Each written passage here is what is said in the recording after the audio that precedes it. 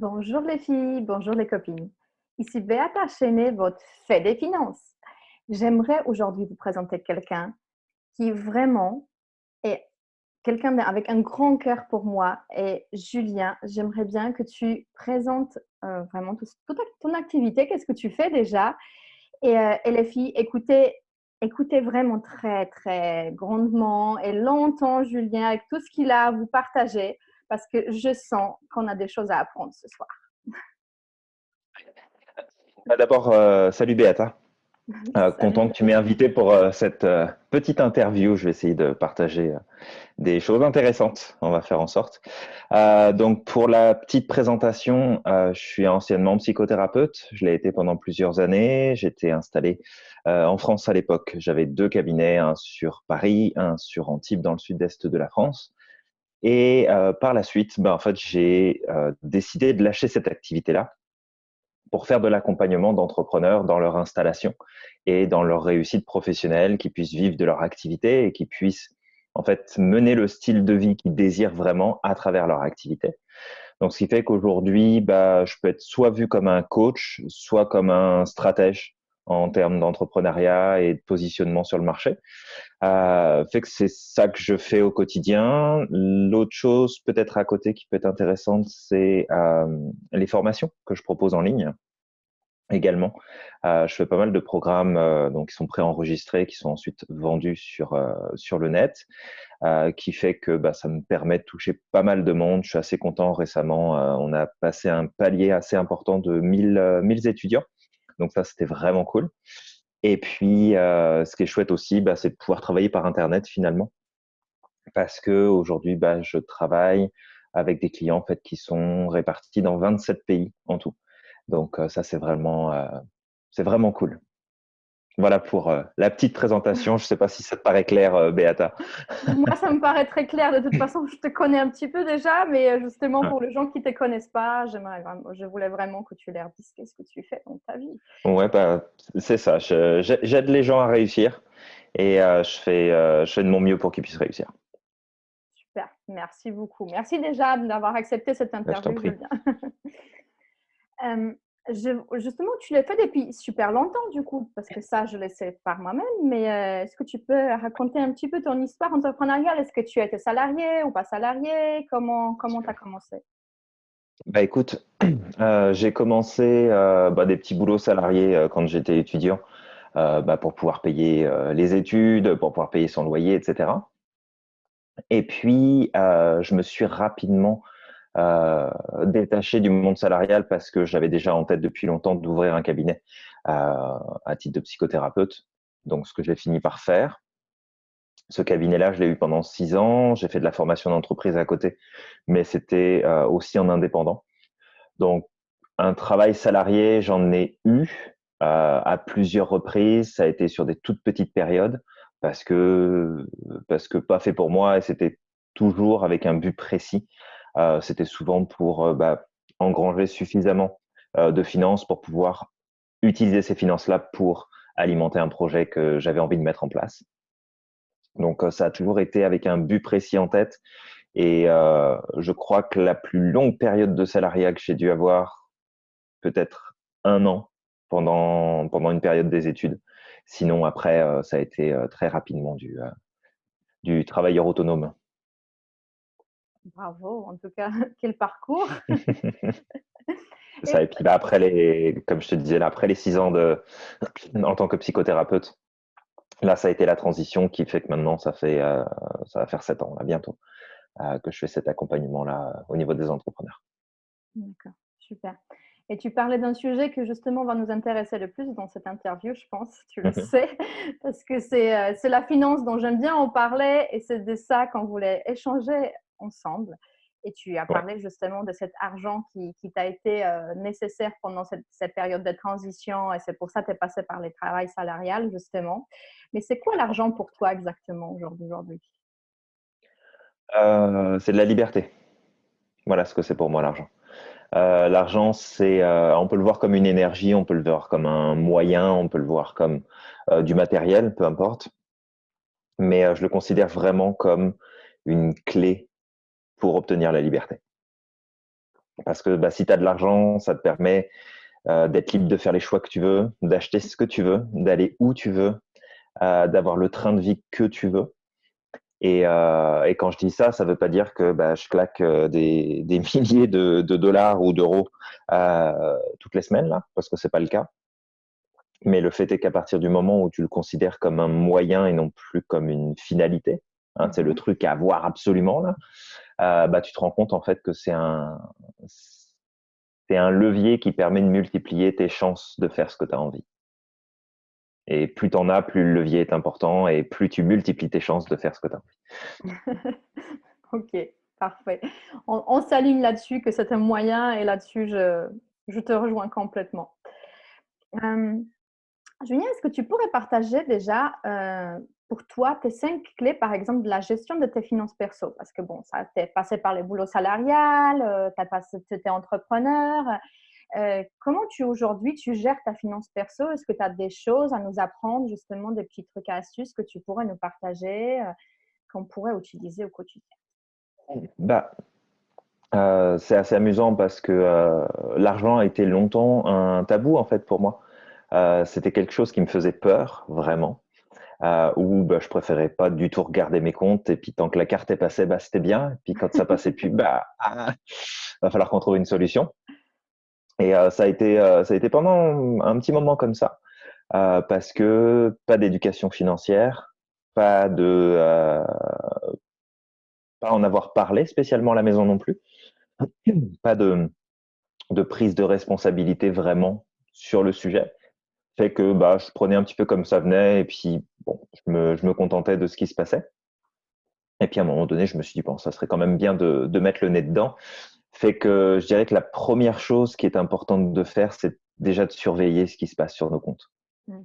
Et de pas se mettre en panique parce que ça descend, parce que ça monte, parce que ça va pas assez vite, mais au moins d'avoir une clarté d'esprit sur OK, qu'est-ce que j'ai sur mes comptes ou mon compte, puis qu'est-ce qui se passe et qu'est-ce que je décide de faire avec.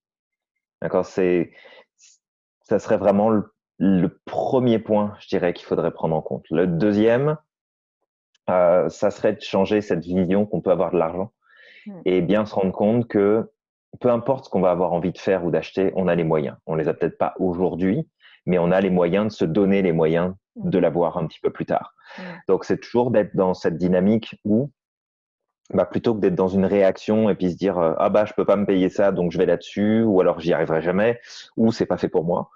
C'est vraiment de changer son mindset par rapport à ça et de prendre le temps de se réconcilier en fait avec l'argent et puis d'être plus confortable avec, de plus se sentir mal à l'aise, d'en parler, d'échanger, de poser des questions.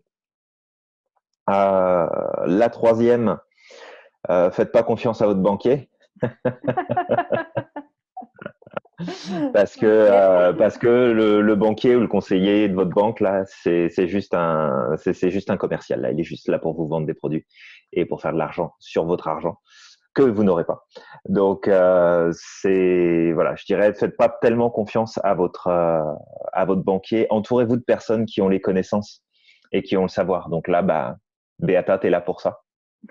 Donc, Oui, je merci. conseille vivement de se rapprocher de Beata pour comprendre comment est-ce que ça fonctionne et comment on peut faire pour justement gérer nos finances différemment et avoir plus de résultats.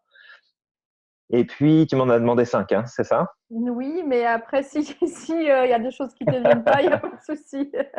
Non, non, écoute, en cinquième, euh, ce que je dirais, c'est d'utiliser la méthode Kaizen par rapport à la gestion financière et à tout ce qui va toucher au placement et le fait de mettre de l'argent de côté pour pouvoir en faire quelque chose. Mhm. Souvent, on se dit que ça vaut peut-être pas le coup de mettre 10 dollars, 10 euros sur notre compte, puis de le garder de côté. Mhm. Mais il y a un truc qui est génial avec les placements, c'est ce qu'on appelle les intérêts composés. Et que même si on met 10 euros ou 10 dollars par tranche de 10 ou de 20 ou de C'est 50, ça. en fait, ça continue d'augmenter et ça peut aller très, très vite en termes de revenus. Donc, Plus vite on en met de côté, plus vite vous en avez ouais, un montant important, hein. c'est ça. Et puis, ça peut vraiment aller vite parce qu'on se rend pas compte, mais Maintenant, si tu veux, moi, quand je travaille avec les entrepreneurs et puis qui ont des difficultés financières, c'est vraiment de se poser la question, qu'est-ce que tu fais de ton argent là? Est-ce Mm. que tu es au courant de ce que tu en fais? Et des fois, juste regarder ce qu'on fait au quotidien, on se rend compte que bah, on dépense 20, 50, 100, 200, 500 dans la semaine Mm. pour des trucs qui servent à rien Ouais, et c'est que cet clair. argent-là, tu pourrais le mettre ailleurs pour que ça t'apporte beaucoup plus de choses. Mm. Fait que c'est vraiment ça, d'y aller petit à petit, de surveiller ses dépenses, de pas se priver non plus, mais d'être plus intelligent sur ce qu'on achète. Mm. Je dirais même Voilà, plus de pas. conscient, finalement. Mhm. Plus conscient, vraiment, c'est comme tu dépenses, savoir aussi pourquoi tu as dépensé pour ça, est-ce que tu en as vraiment besoin? C'est ça que je dirais aussi pour te compléter par rapport à ça, tu vois. Ouais, complètement. Après, le but, c'est pas de se priver non plus, Non. parce que je pense pas que ce soit la meilleure des stratégies. Ce que je faisais à l'époque et ce que je fais encore si je me retrouve devant quelque chose que j'ai envie et que j'ai pas encore les moyens de le faire, Mhm. euh, ce que je me dis, c'est si je veux vraiment là, je peux l'acheter ou je peux le prendre tout de suite, si je Mhm. veux. Mais je vais faire le choix de pas le faire. Mhm. Et en fait, d'être dans cette démarche-là, ça te permet de lâcher prise et puis ça te permet aussi de prendre du recul et de te dire, OK, mais est-ce que je le veux vraiment ou est-ce que ça me plaît vraiment? Est-ce que je vais vraiment en avoir besoin? Et à partir de là, bah, en fait, tu te rends compte que oui, tu as des envies au quotidien, mais t'es pas obligé de toutes les satisfaire là, et puis tu seras pas plus malheureux parce que tu vas pas satisfaire toutes tes envies du moment. Et au contraire, ça va t'apporter de la stabilité, de la sérénité par rapport à tes finances. Mhm. Puis là où tu t'en vas, donc je dirais que c'est quand même pas mal important tout ça. Super. Merci beaucoup pour tous ces partages. Je t'en prie. Et bah, aujourd'hui, tu as ta société, donc je sais en dehors de ça que tu as plusieurs comptes bancaires, mais j'aimerais bien savoir comment tu gères ta finance pro et perso du coup. Comment est-ce qu'il y a un lien entre, est-ce que tu mélanges tout, comment tu les partages vraiment pour que ça soit clair pour les gens en fait et pour moi aussi. Ouais, ouais, tout à fait. Non, il y a effectivement la comptabilité pro qui est d'un côté, et puis il y a la compta perso qui est de l'autre. Mais je gère mon argent personnel comme je gère celui de mon entreprise. En fait, j'utilise exactement de la même façon. C'est-à-dire que mon argent personnel sera utilisé pour qu'il me rapporte quelque chose. Alors, dire ça me rapporte quelque chose, ça peut être un apprentissage, ça peut être du temps pour moi, ça peut être une activité, ça peut être un plaisir, peu importe. Mais j'essaye de réfléchir de la même façon en termes de est-ce que c'est juste une dépense ou est-ce que c'est un investissement? Et cet investissement-là, qu'est-ce qui m'apporte? Aller faire des courses, manger au restaurant, aller au cinéma, ça peut rester un investissement parce que je le fais en conscience et que Mhm. c'est pour moi que je le fais. J'investis dans mon bien-être, dans ma santé, dans mon temps de repos. Donc ça, c'est important. Après, l'autre chose que j'applique également, c'est la même vision qu'on va avoir d'un compte professionnel sur le compte personnel, où là, on va faire attention enfin, je vais faire attention à ce que j'appelle le cash flow, c'est-à-dire qu'est-ce qui rentre, puis qu'est-ce qui sort. Qu'est-ce qui se passe sur mon compte et qui fait que j'ai des choses entre les mains ou c'est quelqu'un d'autre qui détient mon argent. Mhm. Et à partir de là, en fait, la règle que j'ai adoptée depuis maintenant pas mal d'années, c'est de m'assurer que j'ai un maximum de points de revenu et que je diminue au maximum mes points de dépense.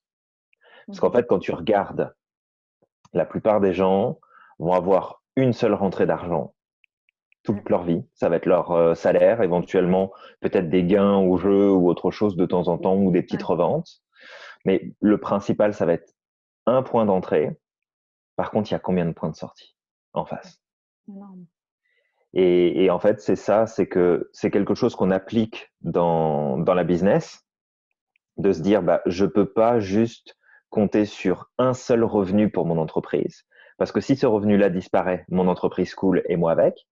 Donc, pour consolider une entreprise, c'est de maximiser en fait le nombre de sources de revenus qui existent et de diminuer le nombre de dépenses qui existent.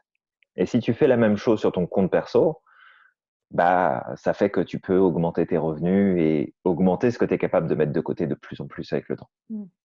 Du coup, tu enchaînes directement sur ma question suivante, justement. Mais c'est quoi tes sources de revenus et combien t'en as aujourd'hui? Mes sources de revenus, bah, ça va être les contrats que je vais signer avec les entrepreneurs sur leur accompagnement. Ça va être les formations qui sont en ligne et qui là sont plus des revenus automatisés. Donc ça, c'est plutôt cool parce que c'est de l'argent qui tombe tout seul. Bon, après, ça demande quand même du travail et ça demande de l'entretien, mais ça reste quand même un revenu qui tombe régulièrement seul. Mhm. Il va y avoir quelques éléments de ce qu'on appelle de l'affiliation, où là, c'est plus soit des services, soit des produits vers lesquels je vais renvoyer les personnes que je connais, parce que ça peut leur être utile, parce que ça peut leur rendre service. Donc, la plupart du temps, c'est sur des solutions professionnelles ou ça peut être sur des services spécifiques. Et dans ce cas-là, bah, c'est des accords qui sont passés, si tu veux, avec les autres professionnels, de dire, bah, moi, je veux bien t'amener du monde, mais il faut que j'y gagne quelque chose. Mhm. Donc, si tu es prêt à m'offrir quelque chose en échange, je veux bien faire le commercial pour toi à l'occasion. Et on s'entendra très bien sur le principe. Donc, si tu veux, il y a ça. Et puis, après, l'autre ressource, ça va être tout ce qui va être événementiel. Donc, les événements que je vais organiser et tout simplement bah, les revenus qui vont découler de ça. Le prochain revenu qui devrait être mis en place au moins cette année, pour sûr, ça va être la vente d'un nouveau livre qui va refaire un revenu de plus et qui va venir s'ajouter sur la liste en fait des éléments qui me rapportent de l'argent aujourd'hui. D'accord, donc tu es en train d'écrire un livre. Ouais. Ok, super. Là, je n'étais pas au courant, donc Non, il y a pas grand monde qui est au courant parce que je travaille d'accord. dessus voilà, un petit peu en secret pour pouvoir me concentrer dessus et puis Ah, pas avoir c'est trop plus secret là, hein. d'interférences. Mais tant que je dis pas le sujet, c'est bon. Ok, d'accord. On ne dira pas le secret alors jusqu'au bout. Pour ceux qui nous écoutent peut-être parce que tu es au Canada, pour ceux qui nous Tout à fait. écouteront depuis le Canada, tu as peut-être de nouveaux événements à venir à leur partager justement? Bah, écoute, il y a toujours les événements de groupes de sophrologie que j'entretiens toutes les semaines. Là, ça va faire bientôt 4 ans qu'on fait ça. D'accord. Donc ça, c'est toutes les semaines. En général, c'est le mardi soir. Ça peut être d'autres soirs de la semaine, comme là, c'est demain soir, donc jeudi soir. Mhm. Ça va être mercredi la semaine prochaine, et puis après, on retourne au mardi. Donc ça dépend un petit peu de l'agenda. D'accord. Donc il y a ça. Et puis après, bah, c'est plus des événements qui sont ponctuels, là, pour les entrepreneurs, sur des Mhm. sujets vraiment spécifiques. Ça peut être positionnement sur ton marché, fixer les bons prix, c'est important, Mhm. savoir se vendre, des petites choses qui servent pas en fait à un entrepreneur. Non, pas du tout. Julie nous apprend que des choses inutiles. Absolument. J'adore les trucs qui servent à rien. Ok. Est-ce que tu aurais à nous partager ta plus grande réussite en termes financiers? Est-ce que comme ça, quand tu penses à là, tu te dis, ah, cet événement ou je ne sais pas, cette formation, je suis particulièrement fière et ça m'a peut-être apporté davantage d'argent ou peut-être pas d'argent, mais je ne sais pas d'autre chose que tu en tires. Vas-y, je peux, s'il y a quelque chose qui te vient. La plus grande réussite financière, je te dirais que c'est si on regarde vraiment le one shot, là, le coup où ça a été vraiment une grosse réussite, euh, ça a été probablement la vente d'une conférence pour une grosse entreprise. D'accord. Ah oui, parce que ça a été un challenge quelque part de réussir à vendre ça. Mhm. Et ça a été aussi une réussite financière parce que bah, il y a le chèque qui est arrivé derrière et il était assez conséquent. Donc ça a été c'est aussi un cap que Tu veux tu nous passes. partager la somme ou tu… Oui, bien sûr. C'était alors, si on compte avec les taxes, là, on n'était pas loin des 7 000. Waouh. Pas loin des 7 000. Donc, ça a été quand même, à ce moment-là, quand je l'avais fait, ça avait Tu été parles quand de même Canada et de plaisant. dollars canadiens. Ouais, je parle de dollars canadiens. Ouais, qu'on Donc, soit d'accord de la devise aussi. ça fait quoi? Ça fait un 5 800 peut-être euros, à peu près, je pense. Quelque chose comme ça. Fait que ça avait été une belle réussite. Parce que bah, tu sais, c'est toujours délicat surtout quand tu arrives dans un nouveau pays, de pouvoir vendre ton service et puis te faire accepter tout simplement dans la communauté, peu importe après d'où tu peux venir. Donc ça, c'était une belle réussite. L'autre réussite aussi financière, finalement, qui est plus sur la durée, c'est de voir les tarifs avec lesquels j'ai commencé et ceux avec lesquels je fonctionne aujourd'hui, qui Ouais, sont vas-y. loin d'être identiques. D'accord. Donc, tu vois bien ton Euh, évolution par rapport à la finance et ta vision de finance aussi. Ouais, ouais, complètement. Alors après, c'est sûr qu'il y a des années d'expérience, il y a l'expertise qui augmente, donc forcément, on peut se permettre de facturer plus cher. Mais objectivement, avec le recul, les prix que je mettais à l'époque n'étaient absolument pas les bons. Et Mhm. c'est ce qui expliquait aussi ma difficulté à pouvoir tenir dans mon activité et puis je ramais tout simplement parce que pas les bons prix, donc pas les bons clients, pas les bons niveaux de revenus, donc pas possibilité d'aller plus loin. Mais avec le recul, c'est une plutôt belle progression entre le départ et puis maintenant. Et je pense que ça va continuer dans ce sens-là. D'accord. C'est tout ce que je te souhaite. Et qu'est-ce que tu penses en fait des nombreux entrepreneurs qui n'arrivent justement pas à mettre des prix corrects, comme toi, de toute façon au début, mais qu'est-ce que tu leur conseillerais justement? Comment tu pourrais donner une petite clé justement pour que ces prix déjà soient justes pour eux? Alors, il y a deux choses. Il y a le côté émotionnel et psychologique qu'il faut prendre en compte, où finalement c'est important de travailler sur soi, de comprendre la valeur qu'on a, et aussi pourquoi est-ce qu'on est légitime à faire quelque chose, à produire un service ou un produit sur le marché et de le vendre. Euh, la deuxième chose, c'est d'avoir une idée claire avec qui on veut travailler. Mm. Euh, c'est c'est amusant de mon point de vue parce que j'y suis plus, donc c'est plus un problème. Mais c'est amusant de l'extérieur de voir le nombre d'entrepreneurs en fait qui sont partis avec une cible en tête, mais ils n'ont jamais réfléchi au fait de savoir s'ils pouvaient les payer ou pas. Fait que de par leur choix de cible, ils s'imposent, ils s'obligent à garder des tarifs qui sont pas suffisamment élevés, qui leur permettent pas de tenir sur la durée. Mm. Bon, ça, après, c'est toute une autre problématique. Et je travaille pas exclusivement, mais vraiment principalement, c'est là où j'ai ma spécialisation, entre guillemets, c'est les entrepreneurs du service. Donc, ce que je fais moi, ce que tu fais toi, ce que vont faire des professionnels dans la santé, dans le bien-être, dans l'accompagnement sportif, dans en fait tout ce qui est d'ordre du service, euh, on, on retrouve très régulièrement cette problématique-là. Donc, de travailler sur ce qui se passe là-haut. Et puis, l'autre tactique un peu plus terre à terre, qui fait appel aux chiffres, là, pour le coup, Mhm. c'est de faire le calcul de notre valeur en termes d'expertise. Et donc, ça, c'est relativement simple. C'est tu prends toutes les formations que tu as suivies, que tu Mhm. utilises dans ton expertise, Mhm. tu additionnes tous les coûts que ça a représenté. Mhm. Ensuite, tu vas regarder depuis quelle année tu t'intéresses vraiment au sujet et que tu travailles sur le sujet. C'est-à-dire que tu fais des lectures, que tu suis des séminaires, que tu regardes des vidéos, que vraiment tu prends de ton temps pour t'instruire Mhm. et pour apprendre sur le sujet. Mhm. Ce que tu fais, c'est qu'une fois que tu as déterminé depuis quelle année tu fais ça, tu essayes de faire une moyenne de, OK, sur toutes ces années qui se sont écoulées, en moyenne par semaine, combien est-ce que j'ai passé de temps à apprendre, à me perfectionner, à lire, à découvrir. Temps, Tu prends, parce que là, ouais, temps, le temps. Tu c'est prends pas ce quelque temps-là. chose de déterminé. Non, non, mais c'est sûr. C'est pour ça que ta valeur, elle augmente avec les ans et que tu peux te permettre de pousser tes tarifs plus loin, Mhm. plus tu avances dans le temps.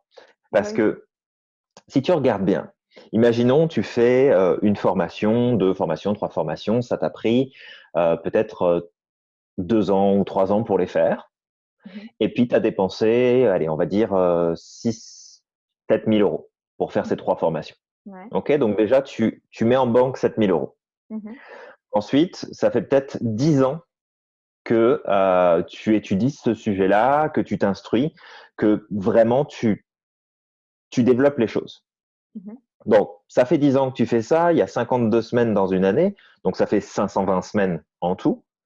Et imaginons que tu aies passé une moyenne de, allez, 3 heures par semaine peut-être. D'accord? On étale vraiment sur la durée. Ouais, encore en état là, parce que personnellement, comme je regarde tout le temps, il y a bien au-delà de 3 heures par semaine. Hein.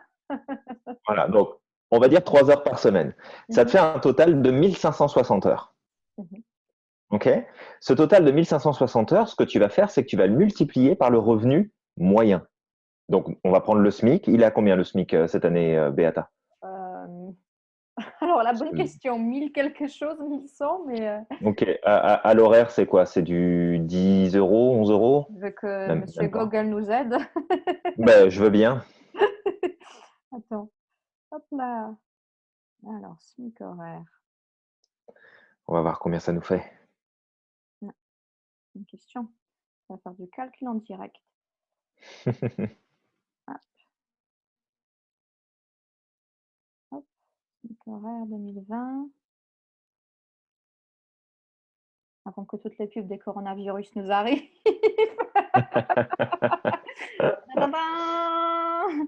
Bon, il tourne, hein, il tourne trop longtemps là. Alors, 2020, horaire 10,15 en mensuel, il est à 1539. OK. Alors, on va arrondir à 10, hein, juste pour le plaisir. Ouais. Fait que on est déjà monté à 15 600 euros.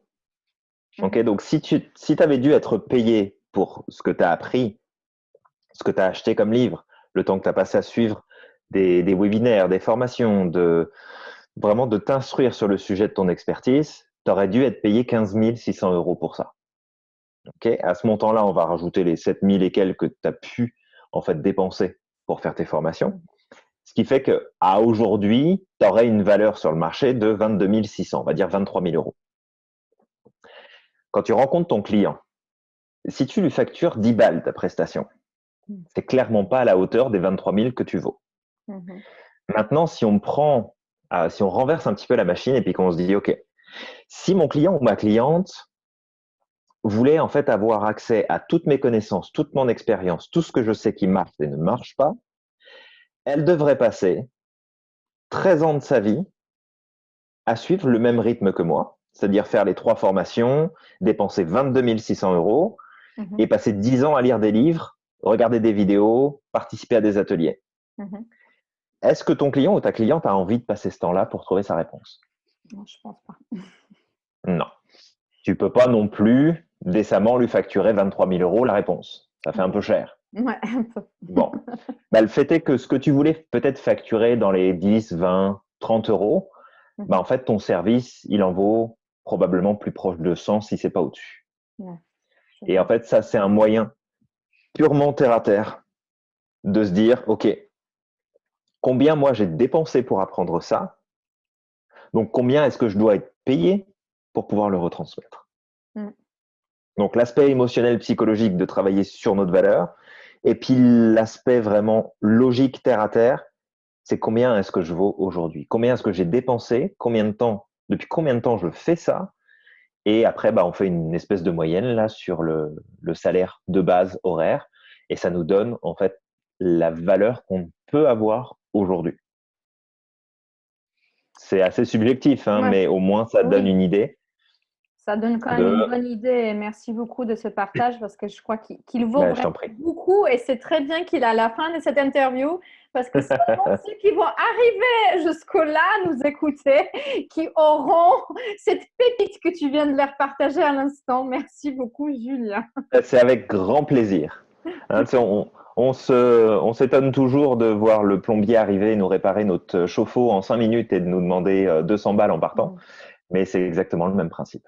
Oui. C'est combien d'heures il a passé pour pouvoir le faire en 10 minutes, quelle est son expérience, Mm. par quoi il est passé, qu'est-ce qu'il a appris, quel est l'argent qu'il a investi pour en arriver là. Ça justifie son taux Ouais, horaire, sans parler des taxes et des impôts qu'il faut payer derrière qu'il n'a plus. c'est ça. Mais voilà, c'est tout ça qu'il faut prendre en compte. Ouais. C'est vrai que ça me rappelle, je ne sais plus, c'était une histoire comme ça que je lisais un jour. D'une personne qui était appelée pour justement aider et tout. Et les gens ont dit, bon, on n'arrive pas, je ne sais plus ce que c'était, un bateau ou quelque chose. Et la personne est arrivée, elle a juste cliqué sur un bouton et ça a marché. Et on voyait derrière la facture de 15 000 euros. Et les gens ont dit, faites-nous la facture parce que là, on ne comprend pas, 15 000 euros, vous avez passé que juste 2 minutes à le faire. Et le retour était, voilà, appuyer sur un bouton, 5 euros. Le temps pour savoir justement à où appuyer et sur quel bouton appuyer, tous les années d'expertise et tout ça, c'est 15 000 euros. donc, Exactement ça. donc c'est vraiment ça, parce que bon, comme c'est énorme et comme il faut vraiment savoir où aller justement pour décrocher la chose et où est la problématique, pas tout le monde va le savoir. S'il Exactement. a juste commencé le métier, quelqu'un d'autre qui l'aurait appelé aurait peut-être passé 3 heures à chercher la problématique, alors que lui, il avait déjà l'expertise depuis des années. Donc, c'est C'est exactement ce ça. que je viens de partager. Complètement. Super. Merci beaucoup. Et Avec plaisir. on parlait des chiffres et du coup, j'aimerais bien encore qu'on revienne à un petit chiffre avant, parce qu'on parlait Ouais. des économies. Oui.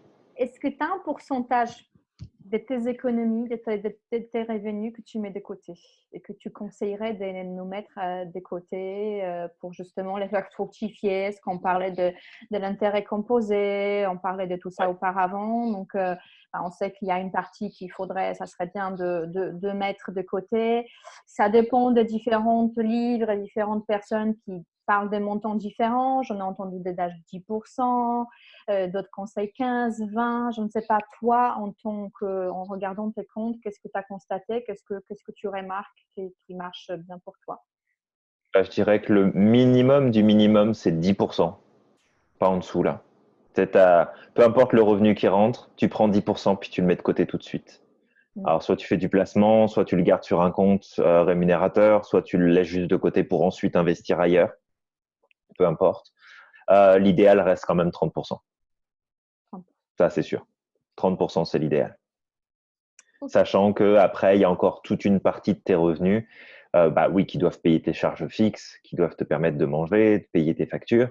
Mais il y a encore un 10 à 30% qui devrait être utilisé pour ton éducation personnelle, te faire progresser, te faire avancer. Donc, c'est vraiment de regarder comment est-ce qu'on dépense notre argent et puis de simplifier. Pas forcément se priver, mais simplifier.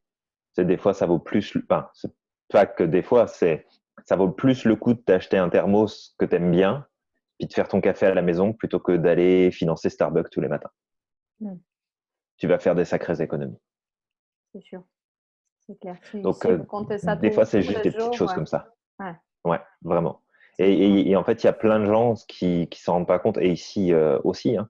Je veux dire, au Canada, là, tu vois les rituels des travailleurs le matin qui s'arrêtent, soit le Tim Hortons, soit le McDonald's café, soit le Starbucks, et puis qui vont dépenser entre 3 et 10 dollars à chaque fois. Et qui, après, arrivé à un certain moment dans le mois, ça coince parce qu'il manque plusieurs centaines, mais c'est parce que tu les as passés dans ton café, là. Ça fait cher le café. Ah, c'est sûr, c'est sûr. Donc, Ouais. une fois de temps en temps, tu sais, même moi, j'y vais là. C'est pas un problème, mais pas tous les jours.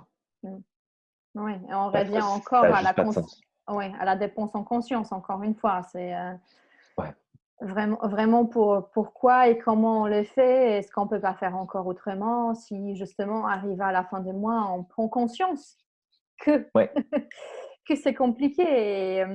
Et parlons de ça compliqué, peut-être encore une autre question avant peut-être finir, mais j'aimerais bien savoir, est-ce que tu as eu vraiment des inquiétudes? Est-ce que tu as eu des coups durs, par exemple, dans ta vie d'entrepreneuriat où tu te disais, là, vraiment, je ne sais pas comment m'en sortir, qu'est-ce que j'ai fait, qu'est-ce que j'ai mis en place? Et qu'est-ce que dans ces cas-là, tu as appliqué pour justement dépasser ces moments-là? Et faillite, je ne sais pas, parce qu'il y en a qui racontent des histoires de tout à faillite fait. et tout. Donc, je ne Ouais, sais pas, complètement. est-ce que toi, tu as quelque chose? Bah, ouais, oui, j'en ai plein des anecdotes. Fight, j'en ai jamais fait et je me souhaite de jamais en faire. Mais si je dois en faire une, j'en ferai une et puis on verra. Je serai pas la première personne ni la dernière, donc on va survivre. Non, la problématique a été ça a été, je pense, la plus complexe dans mon parcours entrepreneurial. Ça a été vraiment au début. j'étais tout jeune hein, quand je me suis lancé en entrepreneuriat. J'avais 20 ans, 21 ans. Mhm. Donc, ça a été vraiment très rapide. J'étais très enthousiaste. J'étais parti dans mon activité. J'ouvrais mon centre de formation pour pouvoir aller faire de la formation d'entreprise. Et en fait, je me suis retrouvé dans une spirale suite au dépôt du nom d'activité que je voulais protéger parce que je trouvais ça cool de me dire, bah tiens, j'ai un nom qui est déposé à l'INPI, ça va être cool. C'est mon marque là, ça va être chouette. Et en fait, je me suis retrouvé dans des problématiques juridiques euh, à cause d'une secte, tout simplement, Ok. qui avait déposé un nom qui était pas si ressemblant que ça. Mais en fait, ce qu'ils ont fait à ce moment-là, c'est qu'ils m'ont simplement envoyé un courrier en me disant oui, voilà, vous avez déposé un nom, vous n'avez pas le droit de déposer celui-là, il est trop proche d'une autre, ça nous fait de la mauvaise pub, ça fait ceci, ça fait cela. Et Mauvaise pub pour qui, là, je pense? c'est ça. Hype. Et en fait, si tu veux, bah, c'était le tout début, j'étais tout jeune là, donc je me suis dit, oulala, mais qu'est-ce qui se passe? Je ne peux pas poser de problème, moi je veux juste travailler là. Et, et fait que bah, j'ai pu me mettre en contact directement avec une avocate qui a été très sympathique, très à l'écoute de ma situation et qui m'a dit, OK, bah, écoutez, je vais faire quelques petites recherches parce que ça me paraît bizarre. Je vais faire quelques petites recherches et je vous reviens le lendemain. Mhm. Fait que le lendemain, elle m'a rappelé. Et elle Mhm. m'a dit, bon, écoutez, vous êtes jeune, vous avez la possibilité de recommencer à zéro. Vous venez juste de commencer. Donc, oui, vous allez perdre de l'argent. Oui, il va falloir payer pour la fermeture de votre entreprise. Mais je vous conseille vivement de fermer parce que, en fait, en face de vous, vous avez une très grosse structure juridique et c'est une grosse secte, là. Tu sais, c'était la, alors, attends, comment il s'appelle? C'est les scientologues. Ah, d'accord, Bon, ok. c'est un gros morceau. Et elle disait, le problème, c'est que ça n'a pas de sens, mais même si vous avez une chance de gagner, en fait, parce qu'il n'y avait aucun problème, ça va vous coûter une fortune et puis ça va durer des années, des années, des années, ça va vous poser beaucoup de problèmes. Donc, faites-vous oublier. Et en fait, ce qui faisait pas de sens, et je l'ai compris après coup, tu sais, quand tu reçois ce genre de nouvelles, ça te touche et puis ça te perturbe, tu sais, émotionnellement, ça te Mm. déstabilise. Ouais. Donc tu vois pas toutes les infos. Et en fait, c'est elle qui a mis le doigt dessus et qui m'a dit, mais est-ce que vous avez vu quand même que c'est une association à but non lucratif qui vous attaque? Et là, j'ai fait, mais comment c'est possible qu'une assoce à but non lucratif m'accuse de leur piquer des clients et du chiffre d'affaires? C'est absolument incohérent. C'est pas possible. D'accord. Et elle m'a dit, bah voilà, donc rassurez-vous, c'est juste parce que ils veulent vous poser problème. Donc faites-vous oublier et puis vous pourrez reprendre à ce moment-là. Et c'est durant cette période-là, si tu veux, où j'ai eu cette deuxième période de salariat sur quelques mois, parce Mhm. que bah fallait renflouer, parce qu'il fallait payer la fermeture de l'entreprise et puis tout ce que ça avait Ouais. impliqué. Donc je te dirais que c'est le plus difficile euh, qu'il y a eu. L'autre chose, et c'est là aussi peut-être où c'est important d'en parler et de se préparer financièrement, c'est un accident de la route que j'ai eu en 2000, c'était quoi? C'était 2013, 2014, je crois. Mm. Qui a fait que je n'ai quasiment pas pu travailler pendant un an. Et qui D'accord. dit pas travailler pendant un an, dit pas de Oui. revenus En tant pendant un an. qu'entrepreneur, ouais. C'est ça. Et encore à cette époque-là, c'était bah non, de toute façon, j'ai pas besoin de me prendre une assurance de revenus. Euh, je gagne pas non plus énormément, ça tourne bien, j'ai pas de problème là-dessus, ça va bien se passer. Mais le fait est que quand tu es entrepreneur et que bah, tu es en France, parce qu'au Canada, ça se passe autrement, mais que tu es en France et que tu perds ton activité, bah, tu perds tes revenus et tu as le droit à strictement rien du tout. Et même dans le cadre d'un accident de travail, puisque c'était un accident de travail, Mhm. ce cher RSI, dont on a entendu parler pas mal, Mhm. je crois, ces derniers mois en France, Ouais. n'a rien trouvé de mieux de me dire que, bah, en fait, mon accident ne pouvait pas être considéré comme un accident du travail parce que je n'étais pas dans l'agriculture, alors que c'était un accident de la route, je vois pas le rapport, mais pour eux, ça rentrait pas en ligne de compte. Ok. Fait est que ils m'ont gracieusement accordé, je crois de mémoire, quelque chose comme 1,60 € par jour Ok. d'indemnité. Ok. pour les quelques milliers de dollars qui ont été versés, enfin d'euros qui avaient Oui, été versés mais en termes de cotisation. Donc ça c'est important. Quand on est entrepreneur, c'est bien s'assurer de multiplier ses revenus et de s'assurer une porte de secours ou un filet de sécurité si jamais il y a quelque chose qui se passe. Parce que tout dépend. Si on est solopreneur, là, si on travaille seul, on est notre seule source de revenus. Si on travaille à plusieurs, on peut compter sur les autres pour éventuellement pallier à ça. Mais faut vraiment y réfléchir, c'est important. Super. Voilà. Je pense que Les deux Julien, gros challenges. merci Je t'en beaucoup prie. pour tous ces partages, pour tous ces challenges, pour tous ces clés finalement, parce qu'il y en a eu beaucoup, beaucoup de choses que tu nous as partagées durant cette interview. Voilà, on va pouvoir compter, récompter encore combien on vaut avec tout ce que tu nous as donné à la fin. Donc là, c'est vraiment, voilà, pouvoir se concentrer sur encore ce qui rentre et ce qui sort, regarder en conscience tout ça. Donc, voilà, et se concentrer aussi à savoir qu'est-ce qui nous bloque pour aujourd'hui en avoir davantage à l'intérieur. Donc, on a parlé aussi de ces côtés psychologiques aussi qui… Je crois que c'est ça aussi ta grosse part de travail que tu fais avec tes clientes. C'est de les accompagner là-dessus, à leur faire changer le paradigme et puis de leur permettre justement de passer de la restriction à l'abondance. C'est ça. Parce qu'elle est là. Donc, il y a juste à servir. C'est exactement ça. On est d'accord. On est du même avis par rapport à ça. Complètement. Super, merci beaucoup Julien. Si vous merci avez à toi. besoin d'accompagnement par rapport à vos activités, allez voir Julien parce que vraiment c'est quelqu'un avec un grand cœur qui sera là toujours pour vous aider. Donc je vous le conseille vivement. Voilà. Et si vous êtes au Canada, allez le voir pour des séances de sophro aussi. Vous pouvez, ça me fera plaisir. Voilà. Je vous partagerai tout ça en dessous de la vidéo. Comme ça, je donnerai tout le lien pour que les gens puissent te contacter s'il y a besoin. Merci beaucoup pour ton partage, Julien. Et à très bientôt dans une nouvelle interview des finances.